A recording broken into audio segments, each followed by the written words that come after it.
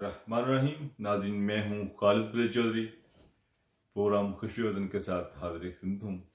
नाज़रीन, प्रोग्राम शुरू करने से पहले मैं अपने तमाम दोस्तों से जो है एक रिक्वेस्ट करूँगा कि आप ये मेरा जो है यूट्यूब चैनल इसको सब्सक्राइब करें और साथ ही मेरी वीडियो को भी ज़रूर शेयर करें। नाज़रीन, आज का जो मेरा ये वीलॉग है, ये है आज जो मुस्लिम नवाज़ PDMA का जलसा है उसके ऊपर था। नाज़रीन, आज का जो जलसा है वो बहुत बड़ा जलसा था, इसमें कोई शक नहीं। मगर उस जलसे में जो बातें की गई, मैं उसके ऊपर जो आपके सामने मेरा जो तज्जिया है वो मैं रखूँगा। उस जलसे में एक तो सबसे पहले मियाँ साहब ने डायरेक्टली फ़ौज के ऊपर हमले किए और मियाँ साहब ने फरमाया कि स्पेशली जो छोटे अफसरान हैं, जो सिपाही है हमारा आर्मी का, उनसे कहा कि आप जो है फ़ौजी अफसरान की बात ना माने, फ़ौज में बगावत जो है करवाने के लिए उन्होंने कहा। फिर मियाँ साहब ने स्पेशली इल्ज़ाम लगाया जनरल कमरजीत बाजवा पर और जनरल फैज़ हमीद पर। जब मियाँ साहब ये जनरल्स के ऊपर बयान लगाते हैं, वो ये भूल जाते हैं कि मियाँ मोहम्मद नवाज़ साहब जनरल जिलानी की गोद में बैठकर हुकूमत में आए।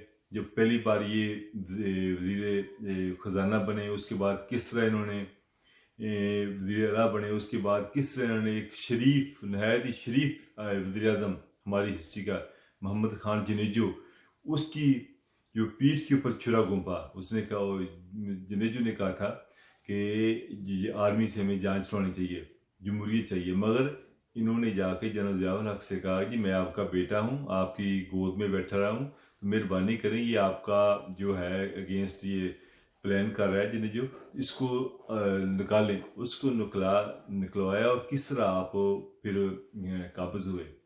और मोहतरम नवाज़ साहब, आपकी तो हिस्ट्री शो करती है, आप जितनी बार भी गवर्नमेंट में हैं, आप तो इन्हीं आर्मी इदारों के साथ आप मिलकर आए हैं और आप जो आर्मी जो आपके साथ चलते हैं, आपको साथ रहे, तो आप कहते हैं बस ये सब ठीक है। अब आर्मी ने आपसे ये कहा कि जी आपने अरबों खरबों लुटा है, आप इसका जवाब अदालतों से लें, इसमें हमारा कोई लेना देना नहीं है। अब आप आर्मी के खिलाफ हो गए हैं। आप क्या समझते हैं कि अगर आर्मी के खिलाफ इससे बात कर लेने से आर्मी की जो जो सिपाही है या ऑफिसरान है वो जनरल बाजवा के खिलाफ हो जाएंगे या जनरल फैज़? ये आपकी एक भूल है। ये आपने ये साबित कर दिया है कि आपने अपनी ज़ाती करप्शन, ज़ाती मफादात के लिए पूरे मुल्क की सलामती के ऊपर जो है उंगली उठा दी है। और जो अभी आपने किया है, ये कौम इतनी बेवकूफ़ नहीं है अभी, पाकिस्तानी कौम, जो जिस आप सहारा ले रहे हैं मौलाना फजलुर रहमान का, मिस्टर डीजल का, वो उसको जो आपने ऑफ़र की है कि जी आपको जब जैसे ही हमारी हुकूमत आएगी तो हम आपको सदर बनाएंगे, आपने उनके सदर बनने का लूलीपोप जो उसके मुंह में सदर दी है कि आपको सदर बनाएंगे मौलाना फजल रहमान को, वो इस चक्कर में वो आपके चक्कर में आ गए हैं। आपके पास तो लोग ही नहीं है। आपने मौलाना फजल रहमान का सहारा इसलिए लिया कि वो मदरसे के बच्चे लाएगा और ये काम करेगा। सबसे पहले आपने रॉन्ग किया कि आप अपनी जो है हिस्ट्री चेक करें कि आप किस तरह, आपके भाई किस तरह चोरी चोरी आर्मी चीफ से मिलते थे, चोरी निसार साहब किस तरह आपका साथ देते थे, और आपकी जितनी हुकूमतें भी आई हैं आप चेक करें, आपकी कोई हुकूमत भी इंडिपेंडेंट नहीं, आप हमेशा आर्मी के सहारे के ऊपर आए हैं। और ख़रीदो फरोख्त तो आपकी ज़िंदगी का हिस्सा है। आप नोट करें कि आपने आर्मी से 20 लाख रुपया लिया था इलेक्शन लड़ने के लिए। आपने पहले आर्मी के ऊपर, और मेरी पाकिस्तानी आर्मी कभी भी आर्मी का जो है रूल्स एंड रेगुलेशंस को फॉलो करेगी। वो आर्मी को भी पता कि आपने किस तरह अरबों खरबों रुपया कमाया। फिर आपने जुडिशरी को जो है इन्वॉल्व करने की कोशिश की। ये तरीक शो करती है, जब भी अदालतें आपके हक में फैसला दें फिर कहते हैं हक की फतह हो गई, जब इंसाफ करें आपके अगेंस्ट फैसला दें तो जनाब फरमाते हैं कि ये 5 जज ये 5 जज कौन होते हैं, हम निशान इबरत बना देंगे, जीना हराम कर देंगे। ये जनाब आपने बहुत मुल्क को लूटा, बहुत कुछ किया। आप खुदा का वास्ता है कि मुल्क की जान छोड़ दें, ये ना बर्बाद करें मुल्क को। ये किस चक्कर पे लगे हुए हैं आप मोहतरम। फिर आपने जनाब आर्मी के बाद जो ये हमले किए, उसके बाद आप ब्यूरोक्रेसी की तरफ आ गए। ब्यूरोक्रेसी को जिस तरह आपके दौर में जलील ख्वार किया जाता था, डिप्टी कमिश्नर की बेइज्जती की जाती थी, किस तरह आपने फैसलाबाद में और जो ब्यूरोक्रेसी को के साथ सलूक किया, और पूरी जो ब्यूरोक्रेसी जिस तरह आपका राइवेंड महल जो कि पाकिस्तान के गरीब लोगों के टैक्स का जो मुलहा पैसा उसको खर्च किया, अरबों खरबों रुपया लगा के आपने बनाया, उसके ऊपर 20-20 हज़ार लोगों की सिक्योरिटी आपके ऊपर रहती थी। ये सब आपने ब्यूरोक्रेसी का इस्तेमाल किया और अरबों खरबों डॉलर कमा के आपने लंदन में फ्लैट ले लिए। अगर आप थोड़ी सी भी शर्म होती तो आप पाकिस्तान में आके बाकायदा मुकाबला करते। झूठ बोल के पाकिस्तान से आप गए। आप जज साहब ने जो लास्ट टाइम जो हाई कोर्ट के जज साहब ने फरमाया कि आप जिस तरह झूठ बोलकर पाकिस्तानी अदालतों को, सिस्टम को बेवकूफ़ बनाकर बाहर गए हैं, आप भी बैठे वहां हंस रहे होंगे कि मैं किस तरह सिस्टम को बेवकूफ़ बना के गया हूँ। और जिस तरह आपने जुडिशरी के ऊपर हमला करने की कोशिश की है, जुडिशरी भी जानती है ये कब तक आप मुल्क को लुटेंगे, कब तक कौम को बेवकूफ़ बनाएंगे। मेरी कौम से भी अपील है कि इन लोगों की सियासत को, इनकी चालों को समझें। ये लोग अपनी मफादात के लिए किसी हद तक भी गिर सकते हैं। इनकी हिस्ट्री चेक करें कि ये किस हिस्ट्री में है। और जो इस मौजूदा टाइम में ये तीसरा इन्होंने फिर हमला किया उसके ऊपर, आर्मी के ऊपर, फिर ब्यूरोक्रेसी के ऊपर, फिर इन्होंने फिर एक और हमला जो इन्होंने किया नैब के ऊपर भी बाकायदा बात की और नैब को दबाने की कोशिश की और कहा कि ये इलेक्शन जो है ये रिग हुआ है।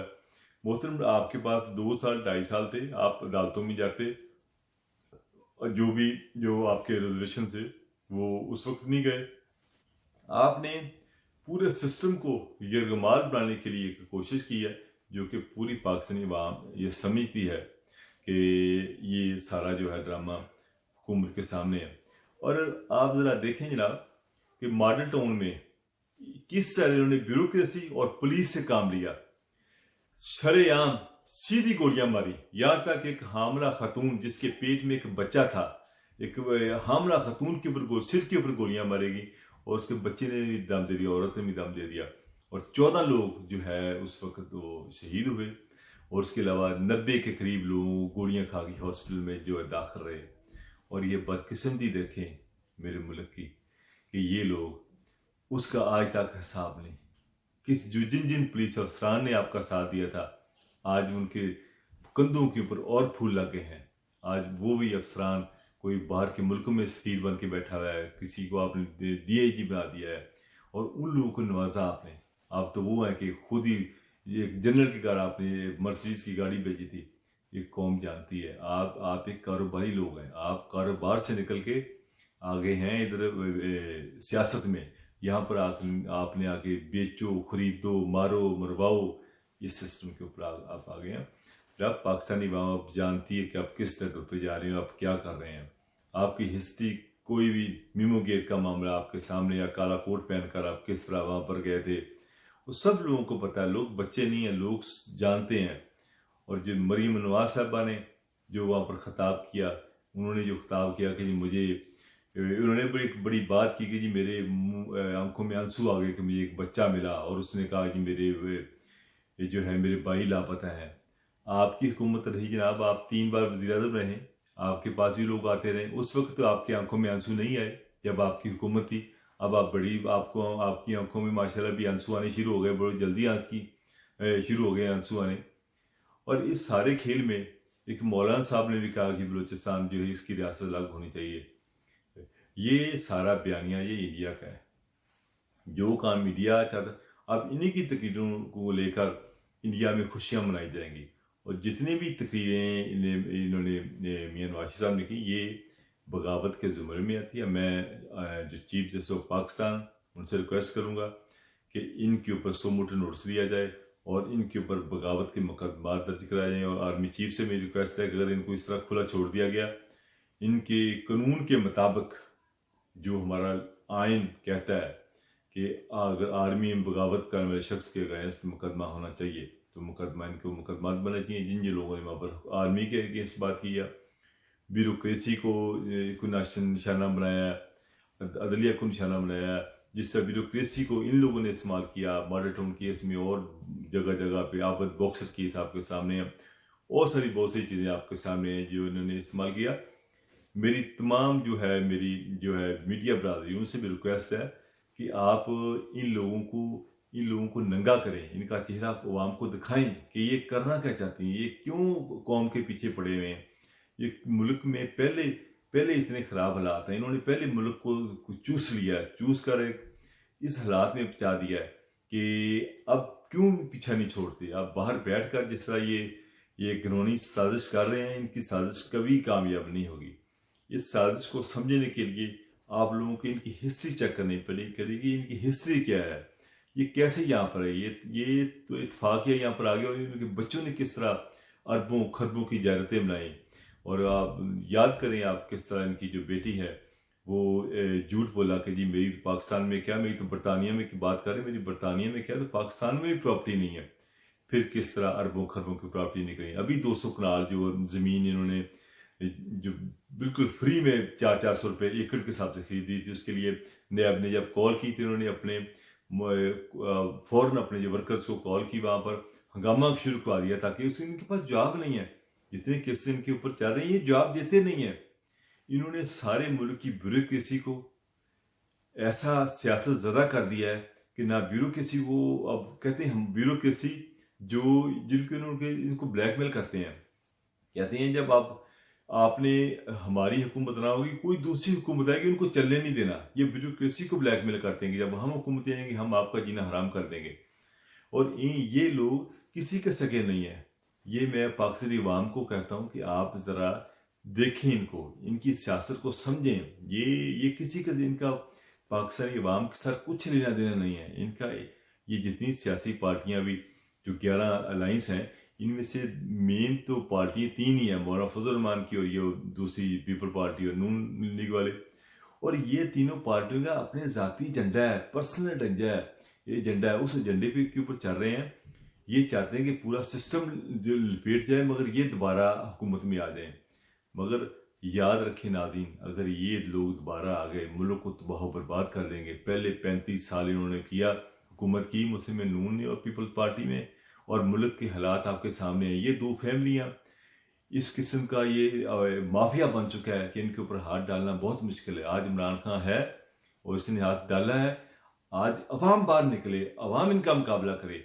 और मैं चाहता हूँ कि अवाम बाहर निकले इन डाकुओं, इन लटेरों के खिलाफ, क्योंकि ये आपका माल खाया, इमरान खान का कुछ नहीं कहा, ये आपका माल खाया, आपके मुल्क को लूटा।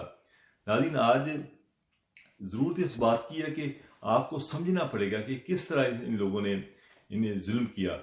और उसने फिर देखें मरीम नवाज शरीफ साहबा झूठ बोलती हैं कि मेरी पाकिस्तान में प्रॉपर्टी नहीं है, तो लंदन में क्या, ये पाकिस्तान की बात करें लंदन। फिर उन्होंने कहा, इनके एक भाई कह रहे हैं कि जी अल्हम्दुलिल्लाह ये फ्लैट मेरे हैं, दूसरे भाई कह रहे हैं जी वो फ्लैट जो है मैं तो इसका किराया देता हूँ। और जितने लोग, और देखिए नाज़रीन, जब इनके ऊपर कोई मुकदमा बनता है फ़ौरन ये हॉस्पिटल पहुँच जाते हैं, फिर किस किस्म की बीमारियाँ बन जाती हैं इनको, और कैसे ये डॉक्टरों को मैनेज करती हैं, वो फिर बाहर चले जाते हैं। अब देखिए आबद शेर अली ले लें, मियाँ वाशिद से ले लें, मियाँ शबाशी के जो बेटे वो ले लें, फिर इनके हसन हुसैन ले लें, ये सब बाहर बैठे हुए हैं। इसके अलावा बहुत सारे लोग और बाहर बैठे हुए हैं। नाज़रीन, ये किसी के सके नहीं, इसके लिए आपको देखना पड़ेगा। मैं और भी रिक्वेस्ट करूँगा कि जो हमारे ये नौजवान तबका है, गरीब लोग हैं, दरमियाने तबके के लोग हैं, वो सियासत में बाहर आए, वो बाहर निकलें। ये लोग अगर रहेंगे, ये लोगों को खरीदेंगे, बेचेंगे, मारेंगे, हर हद तक जाएंगे। मगर अब वक्त आ गया है कि अवाम आंखें खोले, इनके सवालों का जवाब अवाम दें।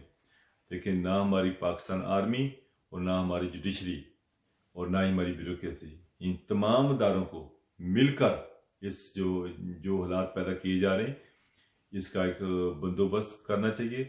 और अवाम बेचारी, सादा अवाम बेचारी, इनको अवाम के साथ कोई गर्ज नहीं है, ये अपनी सियासत कर रहे हैं। ये लोगों को भी पता है, अवाम को भी पता है कि ये सियासत कर रहे हैं। मेरी फिर पूरी कौम से मेरी दरख्वास्त है कि इन लोगों को सबक सिखाएं, इनको बताएं कि किस तरह आप मेरे मुल्क हमारे मुल्क को लूटा और आप क्या हरकतें कर रहे हैं। नाज़रीन, इसके साथ ही मैं इजाज़त चाहूँगा। जाने से पहले मेरी फिर आपसे रिक्वेस्ट है कि आप लोग गौर करें और ये देखें कि इन सियासी डाकुओं का आपकी ज़ात के साथ और मुल्क के साथ कोई लेना देना नहीं। ये अपनी ज़ात की चाहते हैं हम आगे आएँ और मौलाना फजल रहमान के साथ डील इनकी हो गया कि उनको सदर बनाएंगे और उनके बच्चे भी इस्तेमाल करेंगे, बच्चों को डाल बनाएंगे। मियाँ साहब के अपने बच्चे बाहर बैठे हुए हैं, गरीब अवाम के बच्चे बनवाने के लिए बाहर निकाल रहे हैं, लोगों को कह रहे हैं कि बगावत के लिए जो सिलसिला शुरू किया हुआ है इसके लिए अवाम बाहर आए हैं।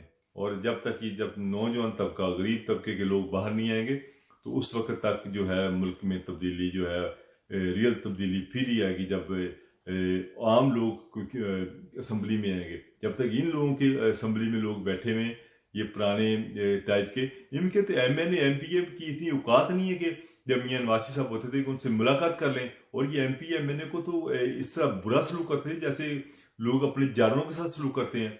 वो तो उनको मिलते नहीं थे, बदतमीजी करते थे। और MNA MPA की इतनी जुर्त ही नहीं थी कि इनके साथ जाके बात कर ले। अब जब से खान साहब आए हैं तो उनकी थोड़ी इज्जत बनी है कि उनको मौका मिला कि ये बदतमीजी करने तो हम तहरीक इंसाफ में शामिल हो जाएंगे जाकर। उसके बाद थोड़ा सा एक अच्छा माहौल बना है। अब अगर ऐसी तहरीकों से अगर हुकूमतें गिरती तो फिर मियां नवाज शरीफ की हुकूमत गिर जाती, जरदारी साहब की हुकूमत गिर जाती। कभी भी ऐसी तरीकों से हुकूमतें नहीं गिरी। हुकूमत की जो वज़रा से मेरी रिक्वेस्ट है कि वो इस पैनिक ना हो, इसका जवाब तसल्ली से दें। और जो वज़ीर आज़म इमरान खान साहब वो भी जल्दी से आके जज्बात में आकर कोई ऐसा फैसला ना करें, तसल्ली रखें और बाकी अवाम को आगाह रखें जो ये हरकतें कर रहे हैं। नाज़रीन, इसके साथ ही मैं इजाज़त चाहूँगा। इंशाअल्लाह अगले वीलॉग में फिर मुलाकात होगी और मैं जो भी करंट सिचुएशन होगी उसमें अपना तजिया देता रहूँगा। अल्लाह ने के बाद।